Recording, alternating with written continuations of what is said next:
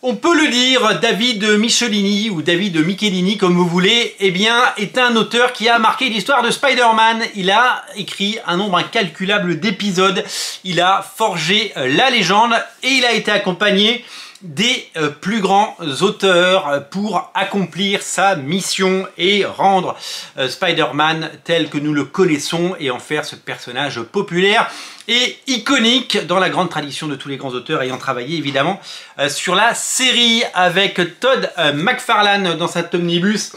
Il a scénarisé les épisodes 296 à 329. Ensuite, avec Erik Larsen, il est allé jusqu'au numéro 350. Et à partir du numéro 351, eh bien, c'est Mark Bagley, oui, le dessinateur de Ultimate Spider-Man et le dessinateur de Spider-Man l'histoire d'une vie.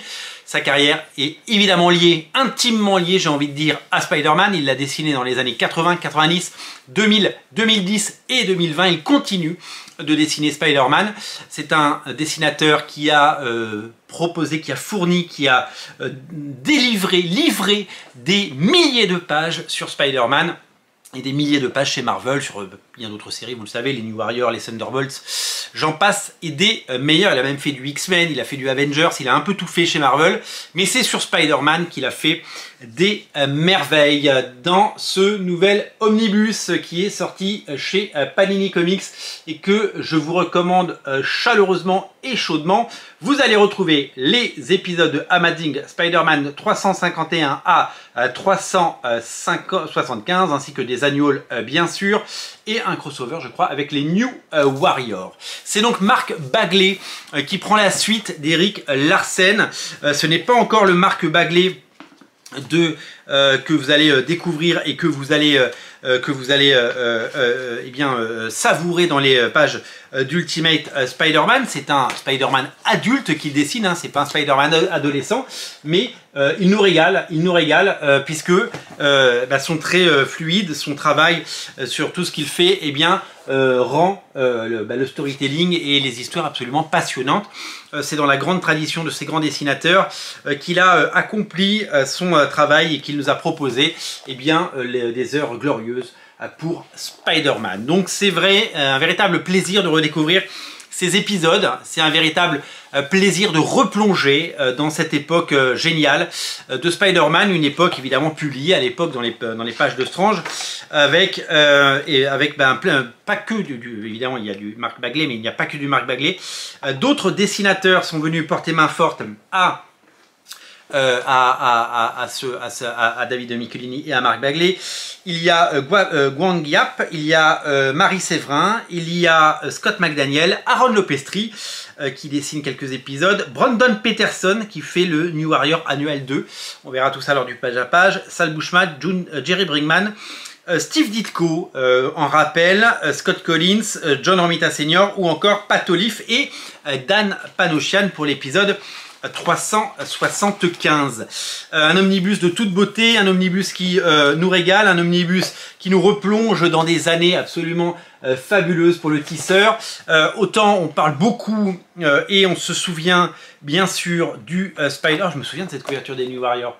On se souvient évidemment parce que ça a marqué l'histoire des Spider-Man de Todd McFarlane et ceux d'Erik Larsen, mais c'est important de se replonger dans les Spider-Man de Mark Bagley parce qu'ils ont également marqué l'histoire. Alors c'est pas facile de passer après Todd McFarlane et Erik Larsen parce qu'on pourrait se dire ah ben on est monté tellement haut que ça fait que redescendre, mais sauf que le talent génial de Mark Bagley, le talent absolument fabuleux fait que eh bien le résultat est à la hauteur et lui et les autres dessinateurs relèvent ce challenge avec brio, talent, énergie et avec une sorte d'humilité qui fait que ces épisodes eh bien, rentrent immédiatement dans l'histoire. Quel plaisir de voir ces épisodes réédités, quel plaisir de les voir à nouveau disponibles, des épisodes qu'on n'a pas vus depuis des décennies pour certains. C'est un véritable, vraiment, c'est un plaisir total. C'est un omnibus numéro 1 qui en appelle d'autres.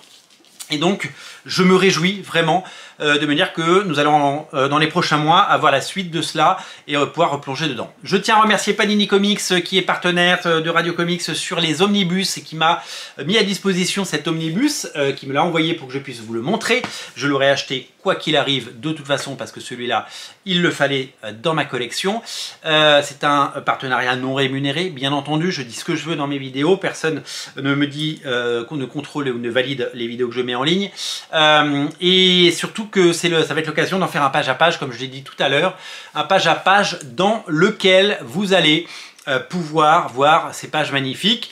Un omnibus ça coûte cher, avant de l'acheter il faut savoir ce qu'il y a dedans. Si je peux eh bien, en guider quelques-uns d'entre vous sur la voie de l'achat de cet omnibus, eh bien ma mission sera accomplie.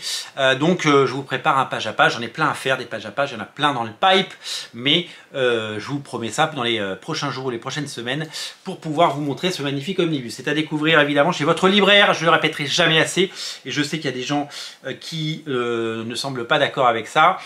Votre libraire, vous lui achetez un omnibus, soit il l'a en rayon, vous lui prenez, il a fait une bonne journée, soit il l'a pas en rayon, il peut vous le commander et vous l'aurez 2 ou 3 jours après.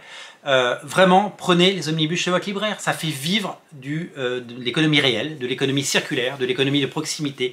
Ça fait vivre des commerces, des petits commerçants. C'est important d'avoir des librairies dans les centres-villes.